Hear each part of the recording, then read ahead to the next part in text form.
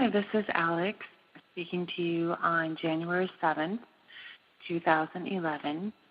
This evening I'm speaking with Thu-Hien, and the subject of discussion is divine feminine energies. My first question for Thu-Hien is,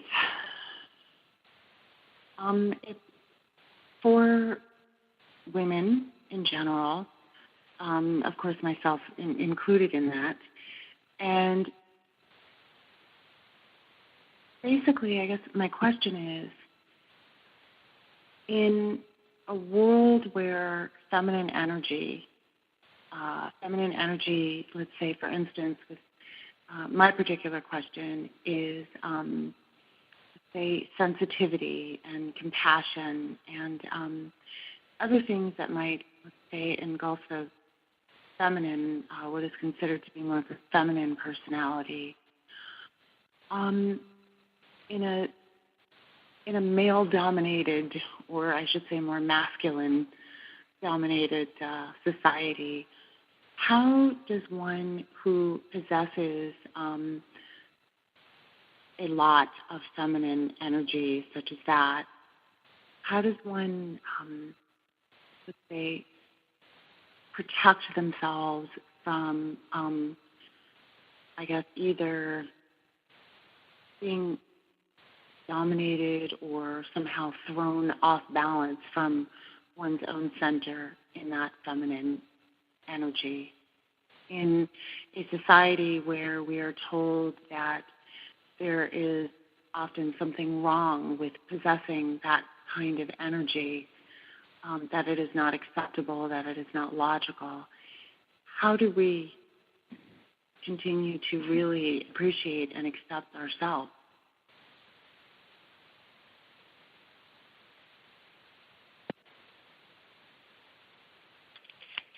That's a great question.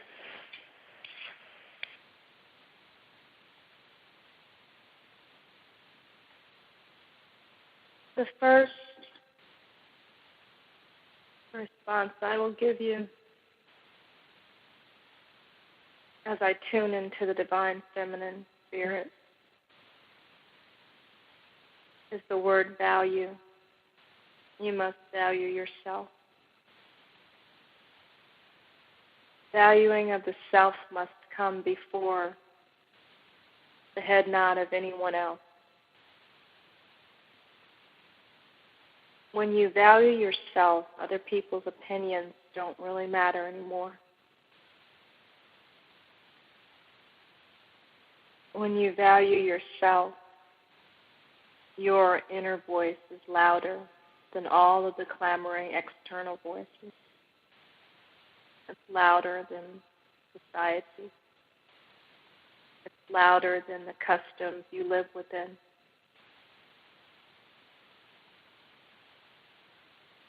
But in order to value yourself, you must step outside of the mass consciousness that's been created around what it means to be female. And the mass consciousness that's been created is an illusion, just like most of the things on the planet. It's an illusion that those who are in charge created. Stay in charge. So, the female who is in that earth body, she needs to step outside of that earth body for a moment and return to her spirit, which is strong and pure and wild and free. She needs to listen to the voice of her spirit, telling her exactly who she is, telling her exactly what is right for her, leading her exactly step by step to the path that's most appropriate for her. We do all walk a human journey. But once we drop the body, that journey is spiritual journey. But it's important to keep sight, keep connected, keep grounded to that broader part of you, which is spirit, which holds the most power for you. So your question is really about how do you take back your power in a world that tells you you're powerless? If you believe you're powerless, you will be powerless. If you believe that your feminine spirit is so much greater than what you've been told, then you will research it in your own body. And you will come to realize that you encompass a much bigger and broader truth than you've ever been told. And that bigger and broader truth is that you are part of the whole creation of the universe. That nothing comes forward without your primal energies to this earth. You are the mother to every man-child that has ever walked the earth, which means you are also the mother to nations. Each child, each idea here on the planet, for the past, the present, and the future. You are the great historian who brings to life the future historian. So you are at the helm of creation by what you teach your children, because they are first under your influence as they are little ones and go out into the world. You must be of a great influence to your children when they're small, especially your male children in one way, and especially your female children in another way. To your male children, it is very clear. They need to be taught how to value a woman, how to be a gentleman, how to be courteous, how to honor feminine spirit. And your female children need to be taught that they're honorable, that they're creators of this planet we live on, that they hold wisdom and beauty and compassion and sensitivity and intuition and all of those things that they come with, that they are valuable and that they must use them in this world because they are half of the population and they need to be of assistance to humanity. Many of the women on earth don't understand the power they hold. So unwittingly they withhold that power because they think it's useless. Therefore, the world is in a great state of imbalance because women have not used their power. It is a great time in history where the divine feminine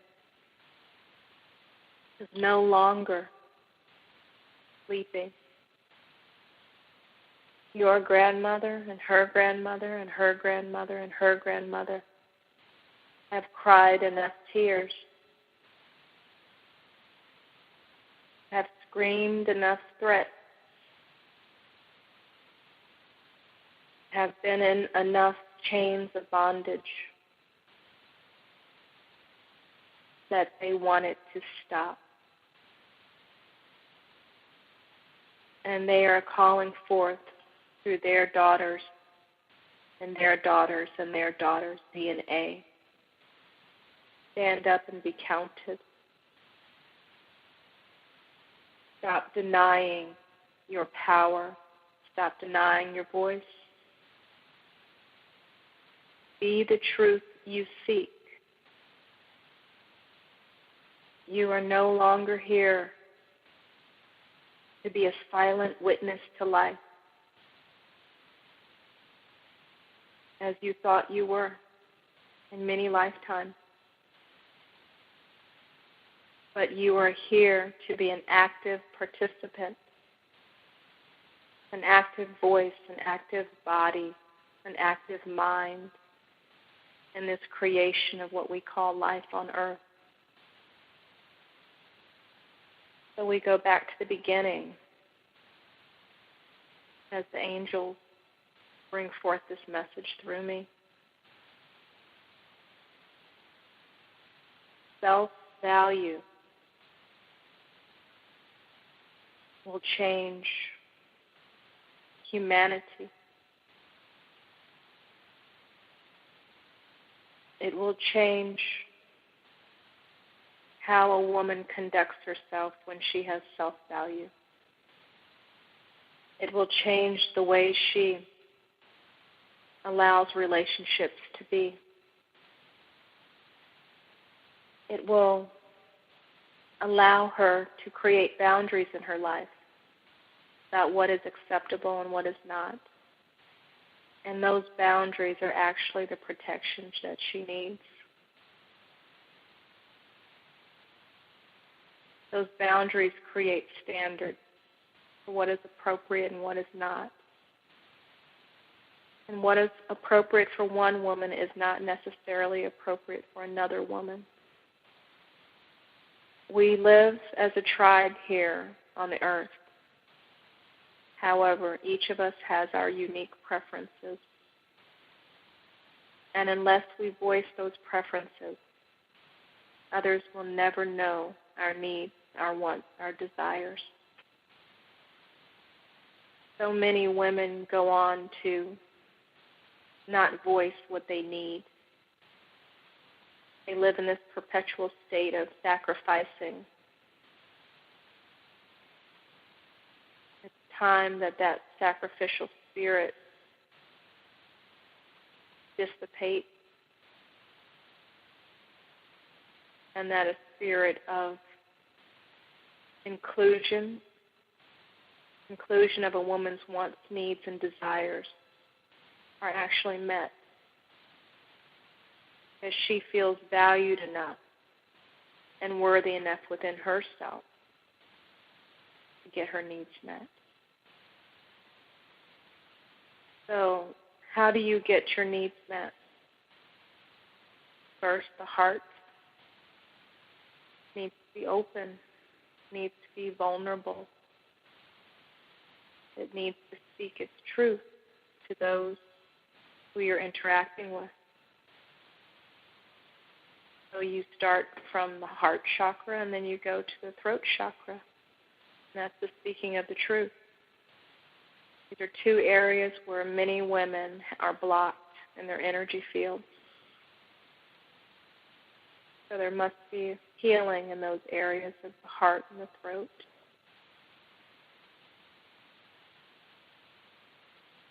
And then you can continue to go up the energy centers to the third eye. If a woman does not have a vision for herself, how will a nation and a planet have a vision for itself? A woman must have a vision for her life that includes a life that will make her happy. And you can go up to the next chakra, and that's the crown chakra. If a woman is not valuing herself and her place in society, in her family, in her friendships, then it is quite clear that the crown chakra, which is connected to the divine, whether you call it God, goddess, both, all that is, source, energy, whatever you call it, the connection is not strong enough,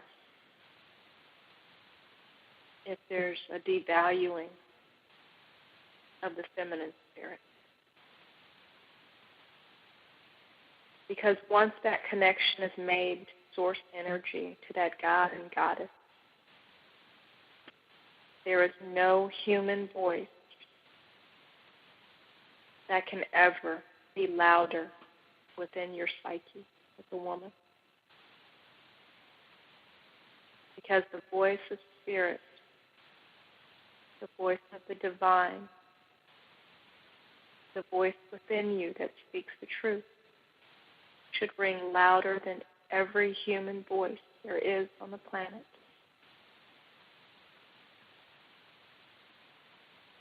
Your inner light is your authority. There is no one outside of you that should hold more authority than you. So if a woman feels like she's being knocked off balance because she has decided she is not her own authority, and that's a belief system that is false.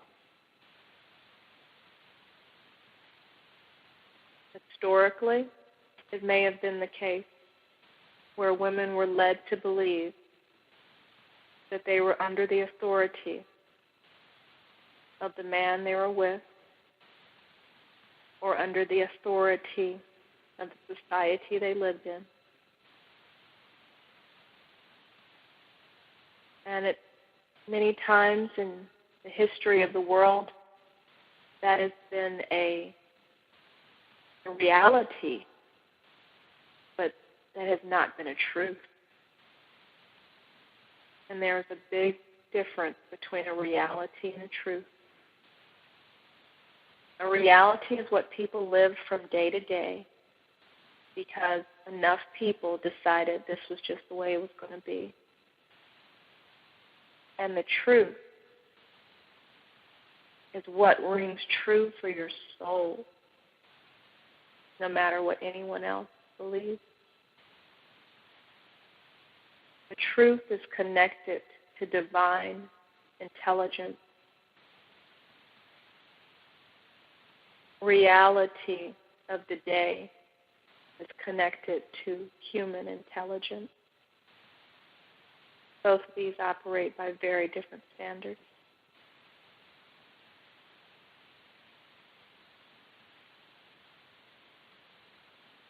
So, what would your next question be?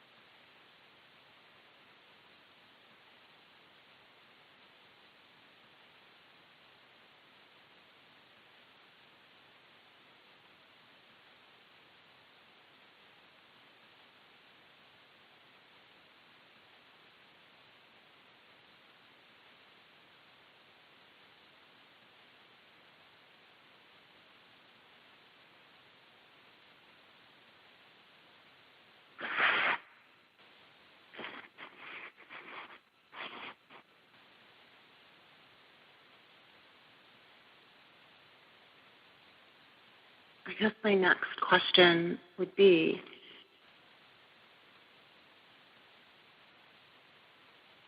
if we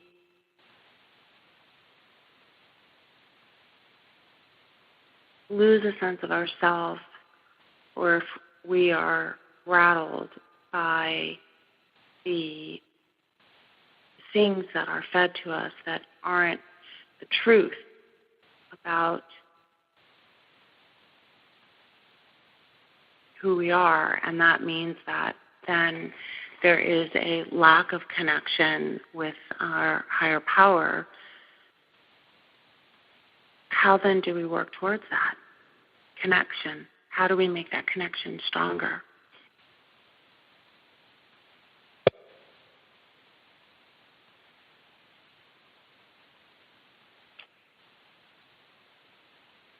First of all,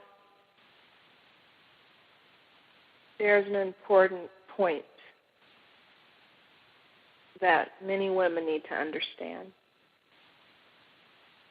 And that point is many women have never lost themselves. They've actually never found themselves to lose themselves. You first have to have something in order to lose it.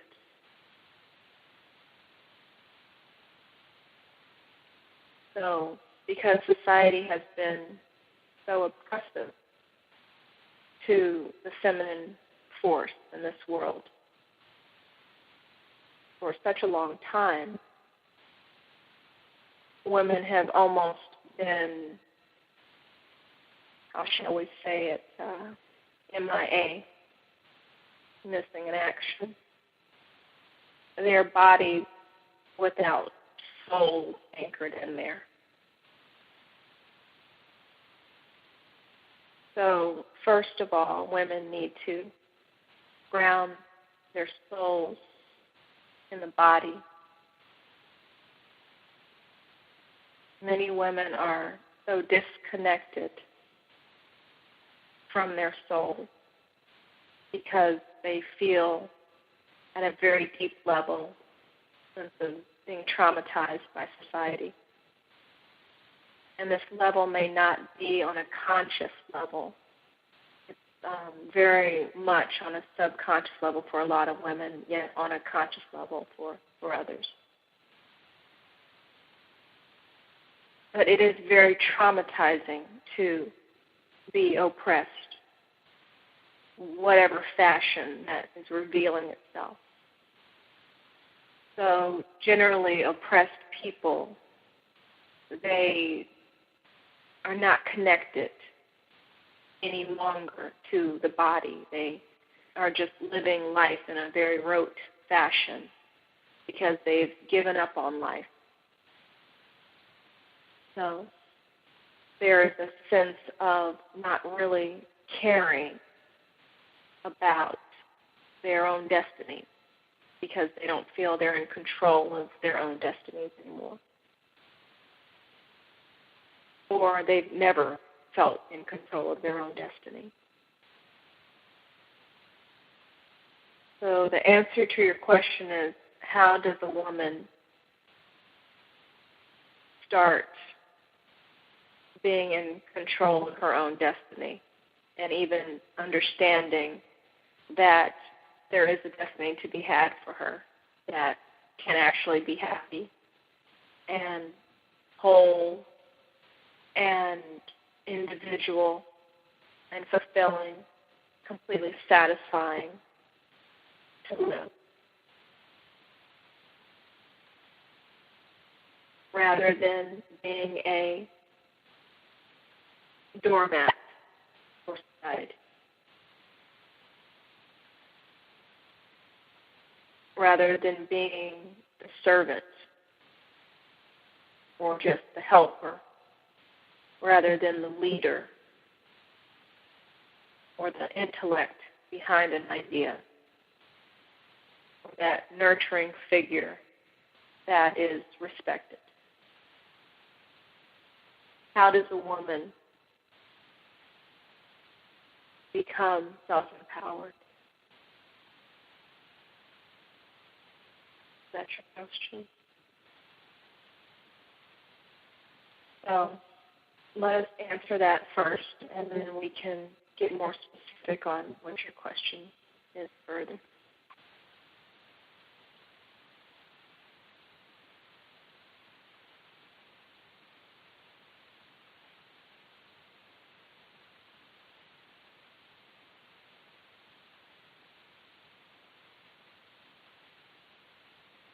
The angels would like to say that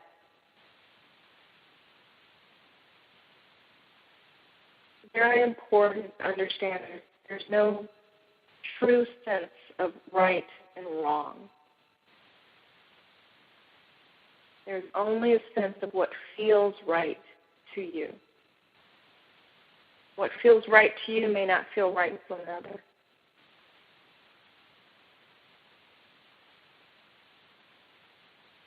So this sense of losing yourself. First, you have to have a sense of what feels right, as in, who do you feel you are in the beginning? The point is, you have to create yourself. Almost as if one needs to materialize on this planet.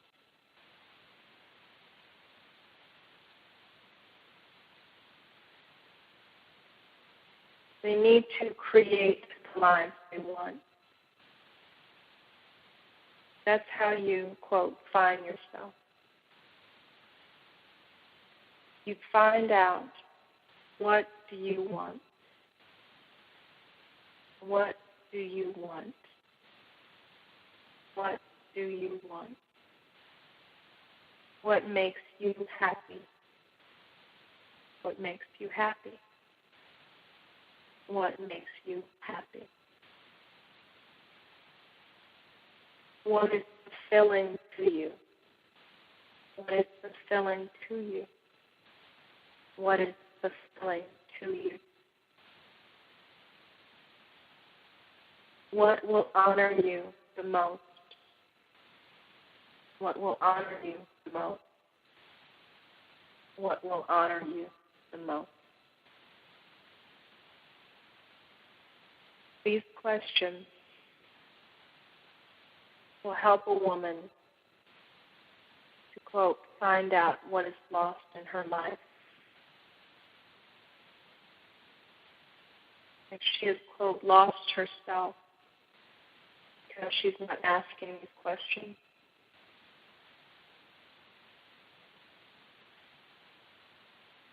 Women don't even know what they want if you ask them. They could tell you what they don't want loud and clear. But it's time to focus on what you want.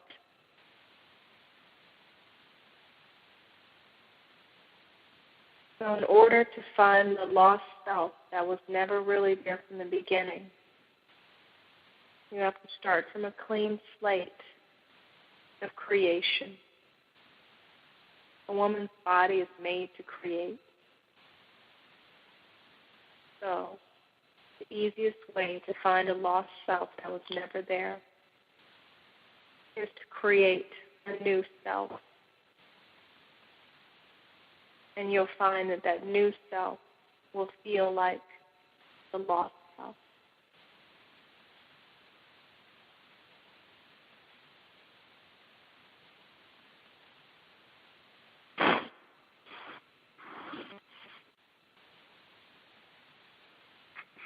Thank you.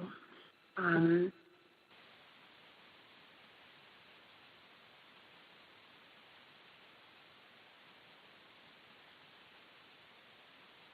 guess from the teachings that you've given tonight, what I come away with is that in order to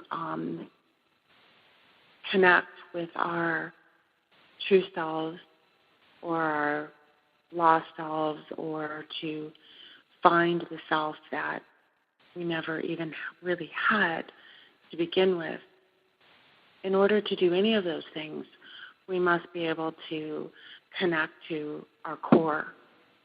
And our core is connected to the divine. And my question is,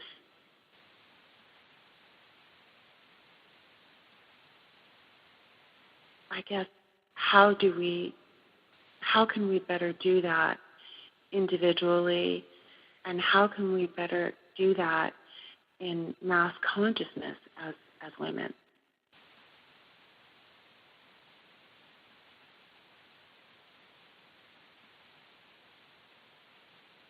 So your question is, how do you as women connect to the divine if that is your answer out of the rabbit hole?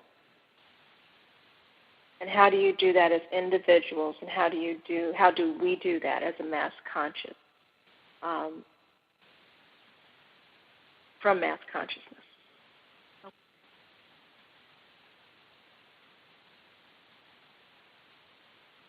How do you connect to the divine? That question is as old as time.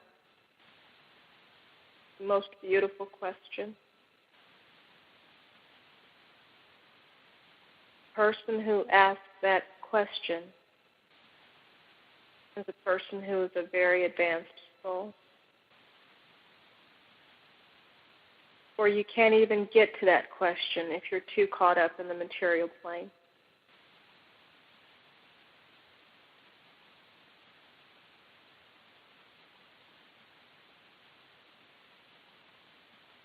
Instead, just by merely asking the question alone,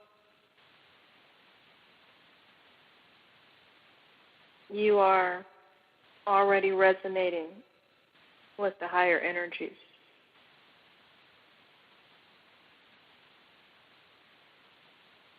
And that every individual woman has a soul path. And every individual woman's soul path is very unique. They all lead to the same place, which is back to the Creator. However, many, many different paths. Which means that some women will be in the material world and living the material lessons much longer than maybe another soul who's lived those lessons and who's moved on to another lesson.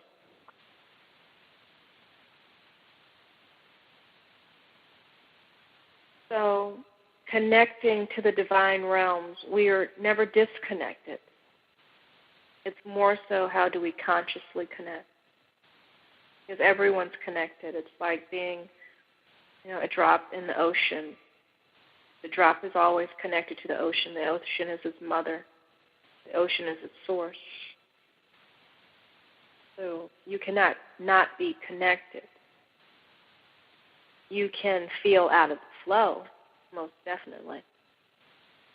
But those seeking a higher spiritual journey that are in the body, they are seeking that connection at a much deeper conscious level. And the higher you become on the spiritual plane while in the earth body, the less out of alignment experiences you're going to have with other people and yourself, because you're going to be more in alignment with your truth the higher you are in your spiritual evolution. So maybe the preface question to that is, how do people start to evolve on their spiritual evolution and be conscious as individuals and as a world, as a society, be conscious of their connection to Source, to God, to Goddess? It's not an easy connection to be made in a material world that is full of illusion, that's full of smoke and mirrors, that's full of ego.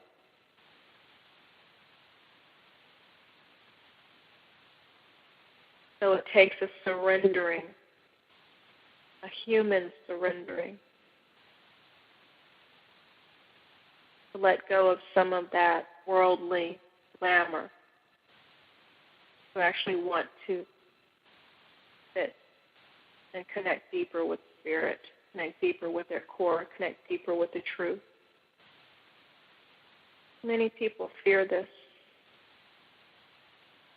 They fear the connection as a parent who will give punishment.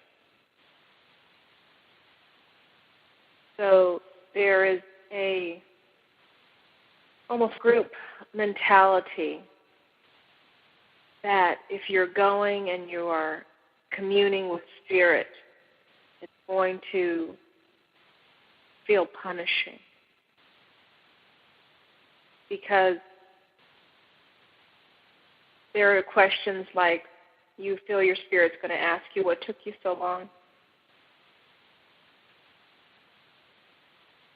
Or you feel your spirit is going to judge the way you've been living your life. Or you feel your spirit is going to say you're not good enough to sit here next to me and ask me questions. You're not good enough to connect with me. Those are the mass consciousness fears that people have around connecting to their spirits. And of course, mass consciousness is only the collection of each individual. So it's kind of like the, what do you call it? It's like the average in math. So if a person is willing to connect with their spirit, then they are well on their way to being connected to who they are, to being connected to their truth, being connected to their light, and to respecting and honoring their own path. Spirit says it's just a matter of taking the steps forward. It's not a grand, overwhelming journey as many people in the mass consciousness looks at it as. Like it's just an overwhelming thought to even come to Spirit.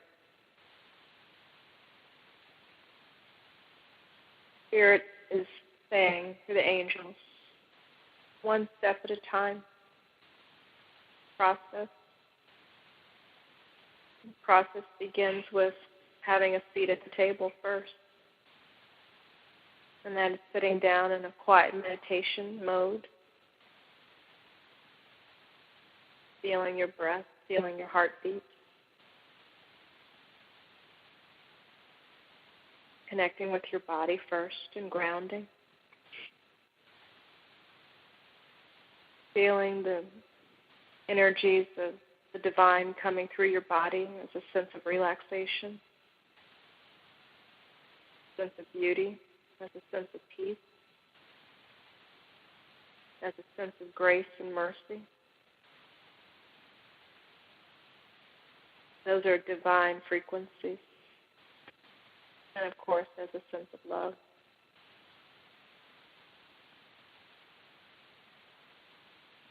In addition, it's letting go of any self-punishment and actually feeling love for yourself.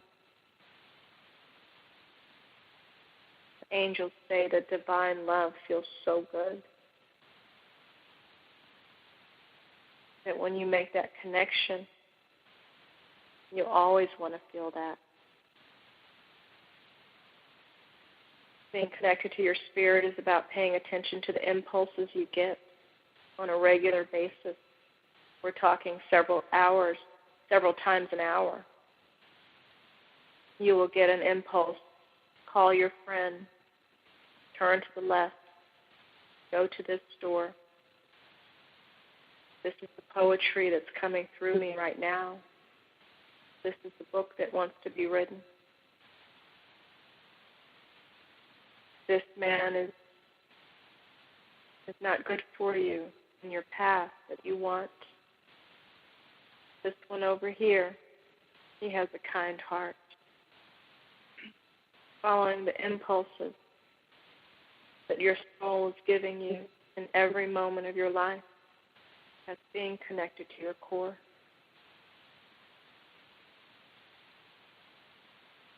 And not just hearing them, but actually honoring them and following them.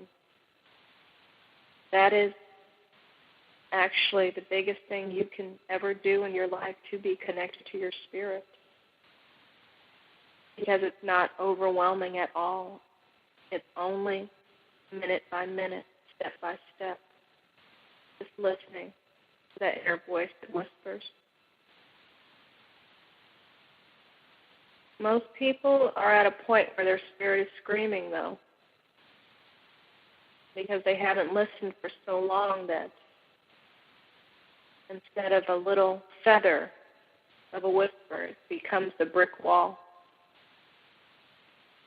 It becomes a brick hitting you in the head, knocking you out. The voice of Spirit is your connection to your inner self. Being connected to Spirit is being connected to the earth as well, oddly enough. Getting outside in nature, taking walks, smelling the grass, smelling a flower.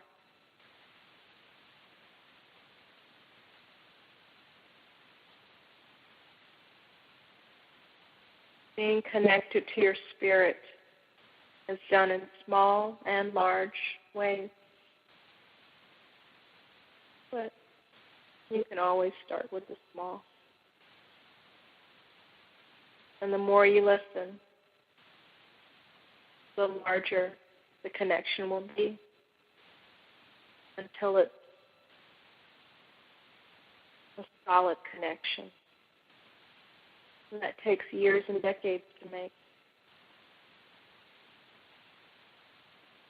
That more solid the connection you have, those are the yogis of your world. Those are the gurus of your world. Those are those spiritual teachers of your world who are here giving you knowledge from the spirit realm. They have the strongest connection to spirit. But everyone is connected to spirit.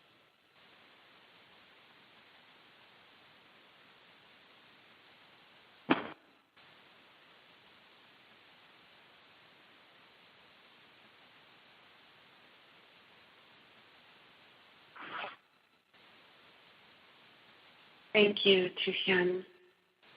That was very enlightening and helpful.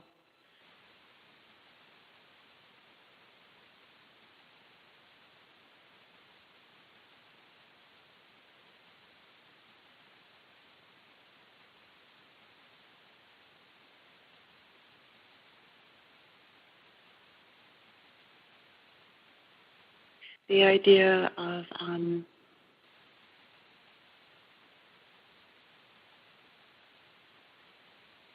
connection and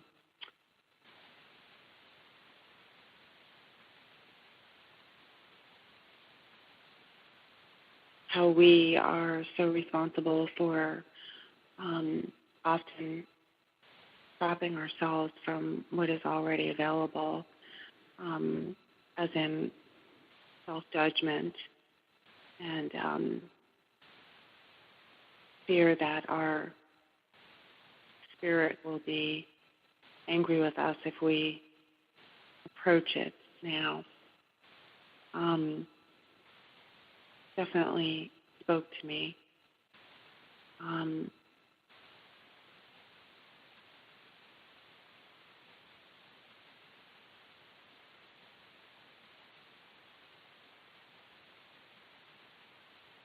I am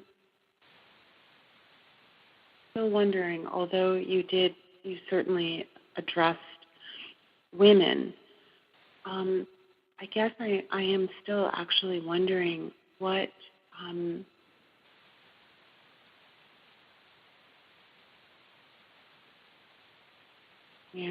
I guess a part of me thinks, what do we do in mass consciousness? Is it about just really continuing to, as women, be in touch with those aspects of ourselves that are considered feminine aspects in, compassion and sensitivity and the earth?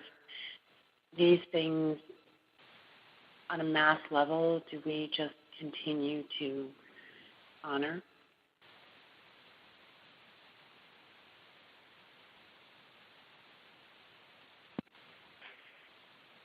So your question is, on a mass level, how do women honor their female traits of the divine feminine.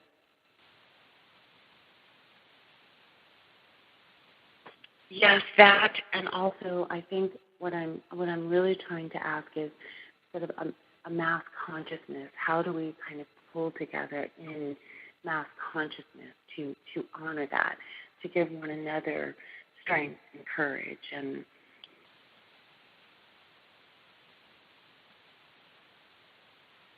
that's a really glorious question.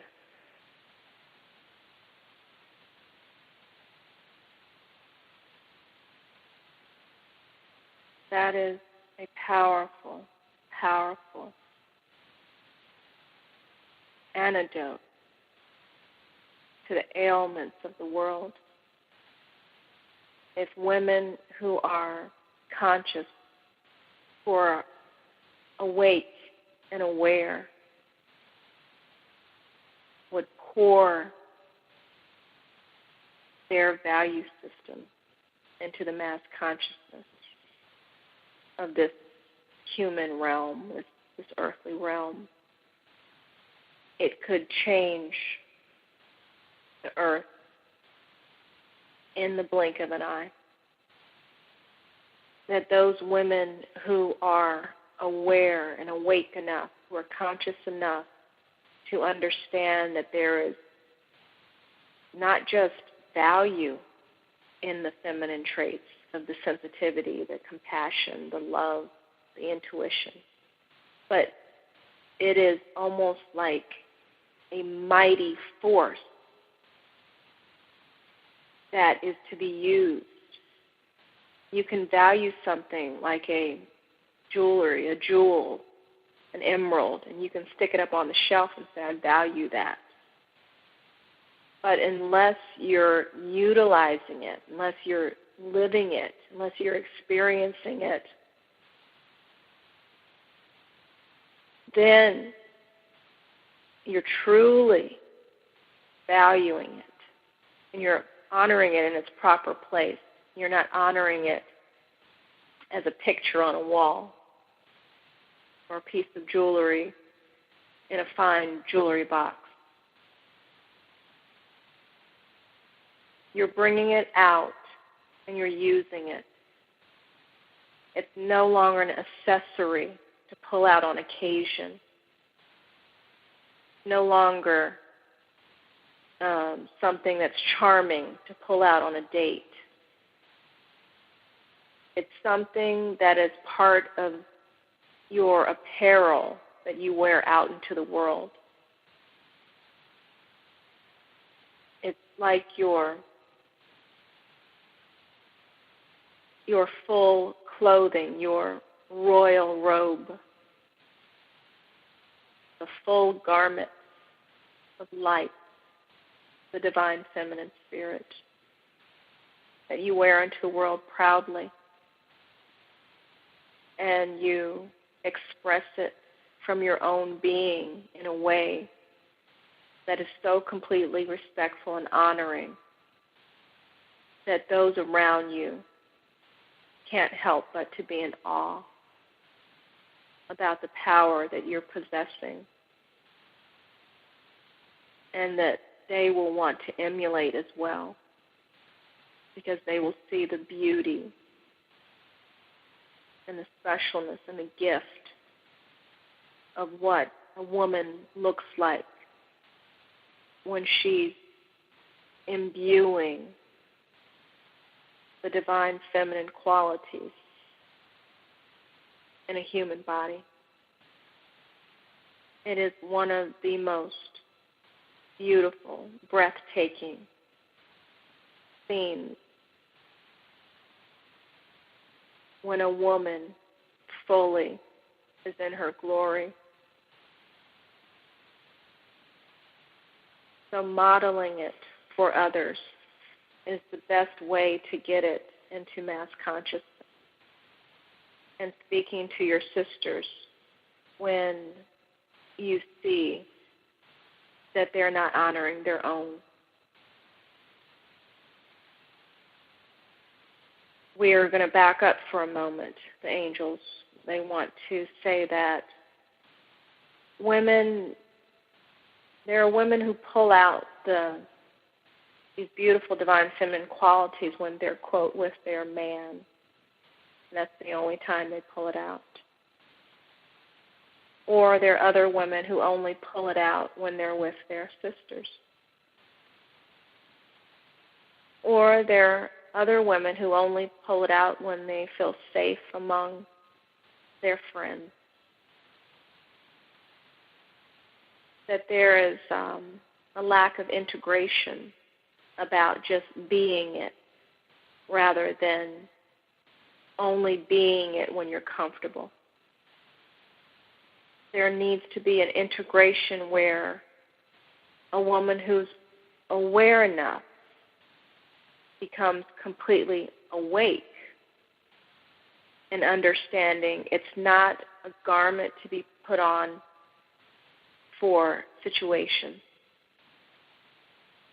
but it is a royal bearing, that royalty of that divine feminine, that honoring of those regal qualities that a queen holds. And a queen is basically a woman who is in her full power and who respects her own power, and who others respect that power as well. So there's a mirroring of that honor 360. So it's, quote, the queen, the goddesses in the bodies who don't differentiate when they wear their feminine robe out. They wear it in private and they wear it in public. And they wear it with pride and honor. And they wouldn't want to be anything else in the world but who they are. So that is your answer that we have today for you. It is being a model of what you hold in high regard.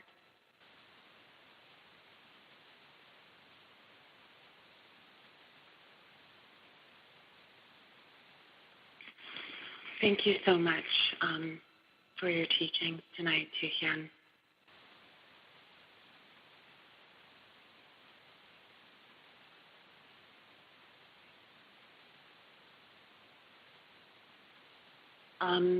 But I have one more question before we close this evening. I guess my question is, what is feminine beauty?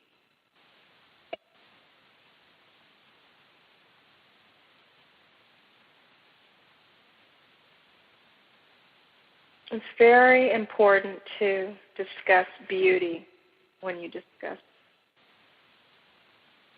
femininity. So we couldn't end this discussion without some words on beauty when we're talking about the divine feminine. We have to discuss beauty because the world loves beauty. Women love beauty. Men love beauty.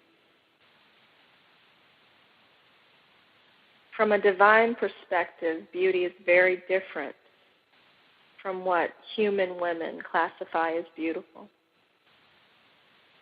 Most of the women on the planet Earth have no concept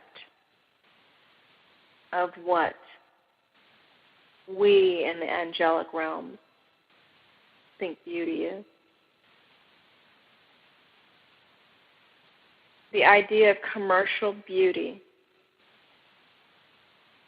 is so full of illusion that if a woman holds her standards of beauty there, even if she matches those standards of beauty, she will still be operating from a level of very low self-esteem. Because those measures of beauty are not based in any truth. They are generally based in what one culture looks like.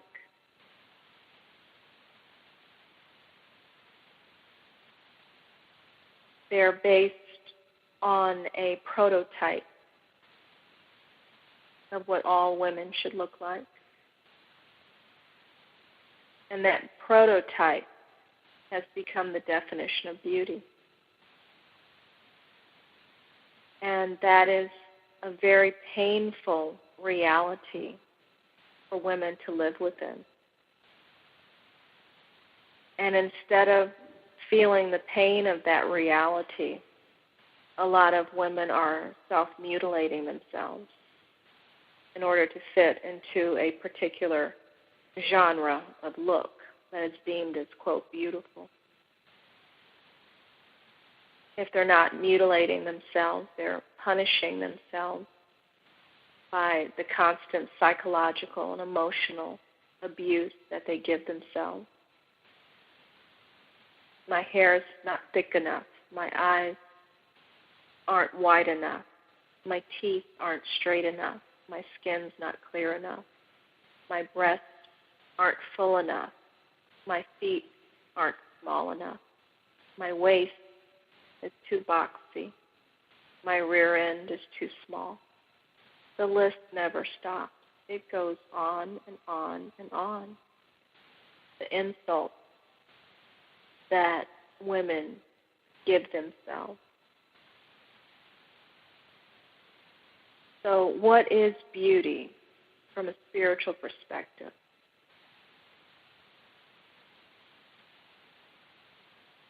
We can guarantee you that a bee will go to a flower that is not perfect in its visual presentation because it understands that there is still nectar there. There is not this despise for, quote, imperfection when it comes to nature. There are very few things in nature that are symmetrical, that are extremely, alike. It's been said that no two snowflakes are even alike, and that the most perfect structure comes in a crystal.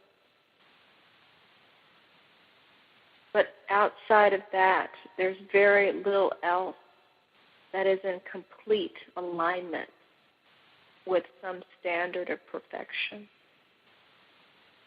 So why would we hold the whole gender of women to have to be in this perfect alignment on an ideal that doesn't even make sense?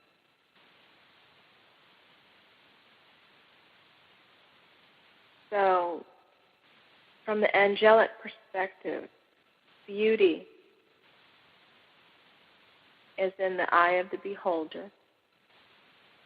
And the beholder should always be the one who is the holder of their own beauty. Meaning, you are the beholder of your beauty. The eye of the beholder is the woman who is looking at herself. If she sees beauty, then she's seeing truth. Because there is nothing under the sun that has been made ugly. There is nothing in God, goddesses, creation that has been made less than. When your children come out of the womb into the world, there is this frenzy of let me count the toes and see how perfect this child is, starts from there, first breath, the judgment. Every child that comes into the world is valuable beyond belief. It's valuable if it has 10 toes, and it's valuable if it has 8.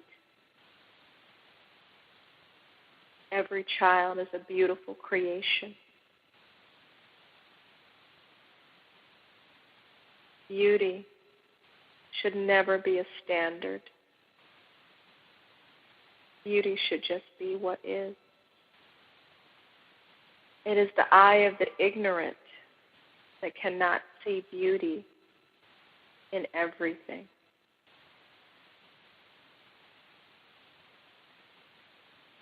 If you want to be connected to your soul, start seeing beauty in everything, including yourself. And what you deem as imperfections, maybe some acne scars, maybe some split ends, maybe a waist that's too high or too low. Maybe you want your fingers to be longer and more slender. Maybe that's the perfection you seek. But if you're holding yourself to that type of impossible difference because it's not who you are, then you will attract other people in your life that will hold you to that. So you will attract people that don't think you are presentable. It's important to believe that every dot on your face, every toenail, every freckle, every birthmark, every curve, every long line on your body is as sensual and beautiful and valuable as anyone else. And that any imperfections that you may see, you've probably magnified them by 20,000%. Learn to accept what you deem as imperfect and see it as perfect for that moment.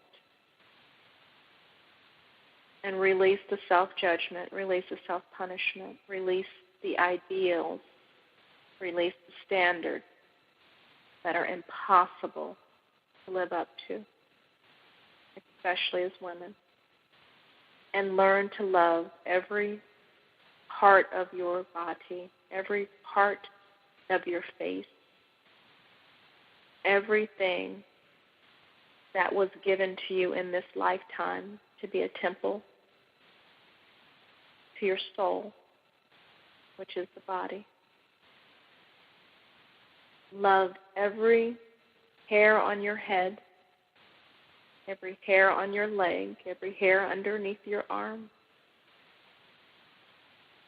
even every hair on your chin, even if you are a woman. It doesn't matter if you remove it, but love it, because it represents you, and that is the most beautiful representation that God gave you. You are the representation of God here in the body. And all of your imperfections make you perfectly you. And the more you love those perfect imperfections, the more you will attract people in your life who love those perfect imperfections. And the more you can be accepting of another's perfect imperfection, and the more everyone breathes a sigh of relief.